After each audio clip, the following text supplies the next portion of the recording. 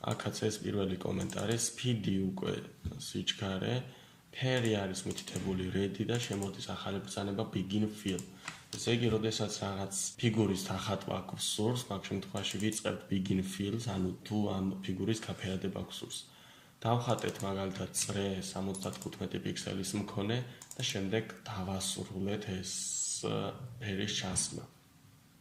ანუ ფერის ჩასმას ვიწყებს თავიდან, დახატავს წრეს და დაასრულებს ფერს ჩაასხამს მხოლოდ იმ შემთხვევაში, თუ ეს რასაც დახატავს, მთლიანად შეიკვრება, ხო? აი და ბოლოში ჩაასხა ფერი. კოლორი აირჩია ლურჯი, დაიწყო ფერის ჩასხმა და ეს მეორე ბრძანება ხატავს კვადრატს. მოდი ეს დავაკომენტაროთ, ესეც დავაკომენტაროთ და უკეთესად მივხვდებით. ესე იგი, ფერი არის ლურჯი, იწყებს ფერის ჩასხმას და წრეს ხატავს. ანუ წრეს რა გაგებით? 360 გრადუსით ბრუნდება, ხო? ანუ მიდის რაღაც ფიგურას ხატავს და ისევ მოდის თავის პოზიციაზე. ეს 4 ნიშნავს, რომ 4 კუთხე უნდა ჰქონდეს, 360 გრადუსით რომ დატრიალდება, ან 360 გრადუსზე გააკეთოს 4 მოხვევა. თვითონ ითვლის უკვე 360 გრადუსს 4-ზე ყოფს და რამდენი გრადუსით უნდა მობრუნდეს, ამას უკვე თვითონ აკეთებს, ჩვენ არ უძებთ. აი 75 კი არის პიქსელი, თუ რა მანძილით უნდა წავიდეს წინ.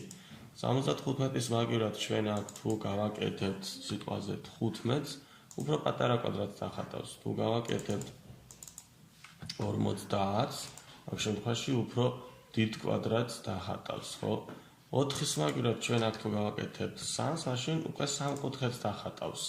იმიტომ რომ 360 გრადუსზე, ანუ ჩვენ ვიცით რომ წრის გრადუსული ზმა 360-ია და 360-ს იმას ნიშნავს, რომ დატრიალდეს და ისევ თავის წერტილზე მოვიდეს. და 3 ამ შემთხვევაში, რომ 360 გრადუსზე 3 კუთხე გააკეთოს, ანუ 3 მოხვევა გააკეთოს. თუ 5-ს გავუკეთებთ, მაშინ მაგ შემთხვევაში 5 კუთხეც გააკეთებს.